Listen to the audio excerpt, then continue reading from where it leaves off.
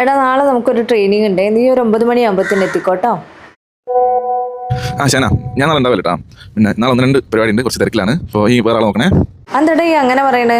എന്തിനാ എങ്ങനെയൊക്കെ സംസാരിക്കേണ്ട ആവശ്യം? എനിക്ക് വരാൻ പറ്റൂല എന്നുണ്ടെങ്കിൽ അങ്ങനെ പറഞ്ഞാൽ പോരെ. ഷാന, എന്താ പ്രശ്നം? അല്ല, നാളെ ഓൾറെഡി ഒരു പ്രോഗ്രാം ഉണ്ടായിരുന്നു, അപ്പൊ അതിന് വിളിച്ചപ്പം കുറച്ച് ഹാഷായിട്ട് സംസാരിക്കും. ഒരു മിനിറ്റ്. ആ വോയിസ് ഒന്ന് കേൾക്കട്ടെ. ഷാന, ഞാൻ നാളെ ഉണ്ടാവില്ല കേട്ടോ. പിന്നെ നാളെ 1-2 പരിപാടി ഉണ്ട്, കുറച്ച് തിരക്കിലാണ്. അപ്പോൾ ഈ വേറെ ആളെ നോക്കണേ. അതൊന്ന് സ്പീഡ് കുറച്ച് കേക്ക്, 1-8 കേക്ക്.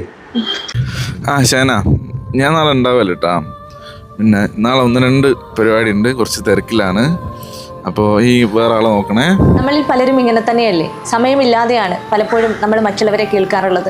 അവർക്ക് പറയാനുള്ളത് പോലും സമയമോ സാഹചര്യമോ അതേപോലെ തന്നെ അതിനുള്ളൊരു മനസ്സോ ഇല്ലാതെ മറ്റൊരാളെ നമ്മൾ കേൾക്കുമ്പോൾ അവർക്ക് പറയാനുള്ളതിൻ്റെ ഫീലിങ്സോ അവർക്ക് പറയാനുള്ള കാര്യങ്ങളോ ഒന്നും നമുക്കറിയാതെ പോകുന്നു. തുറന്ന് സംസാരിക്കാത്തതാണ് ജീവിതത്തിൽ പലരും